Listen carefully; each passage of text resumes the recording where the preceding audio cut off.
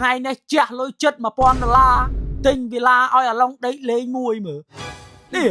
tình mau bị chân thay ông bồn tâm đặc mặt đó mà tật chiếng ở trên thơ cá máu khi mình chăm vô đấy nè đây chăm bịa tật tới từ đó đặc mặt đỏ gầy ông bồn tình bị chân mau đó nè tam thấy mồ những thọc đấy ta lại chiêng pon la ông bồn đàn haក្រុមហ៊ុនគេ discount ឲ្យបច្ចិត99%ហើយចឹងវាសផ្ទះមួយហ្នឹងទិញក្នុងតម្លៃជាង$50ទេអូតាងនេះហឹបមកនេះអូក្រហមនេះក្បឿងតែនេះក្បឿងជាប់មិនក្បឿងមែនតែនទេឯទ្វាណែធំទៅដល់អាឡុងចូលរួចទេប៉ុណ្ណេះអានេះបាតដាក់ខាងក្រៅមកលឹបតែបោក្បឿងស្អាតតែខ្ញុំអានេះធំហ្នឹងណែដាក់ជាងសងខាងសិនឡាប់អញមកលឺមើលមកលឺបងប្អូននេះធំហ្នឹងហុយមើលធំនេះដេកមកយប់ឡើយមើលមកចិត្តចូលរួច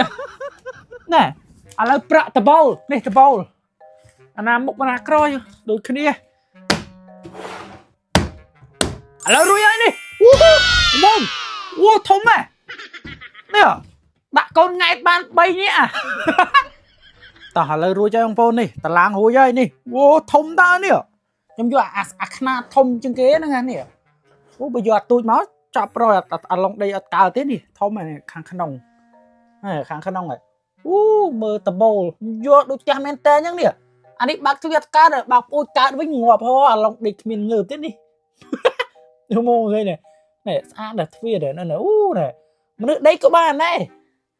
ហើយនេះជំនួយទៅហៅអាឡុងតោះអាឡុងដីផ្ទះថ្មីអាណប់ឯណាហ៎មកណែមកដីផ្ទះថ្មីមកគេបានផ្ទះថ្មីហើយអាណានីងណយអាណានីងណយចោះនេះអានេះខ្នើយវាចាស់ចាំមើលថ្ងៃអាទិត្យចាំទៅទិញភួយដាក់កំរាលឲ្យវាដេកមកវ៉ាឡងចូលដេកចូល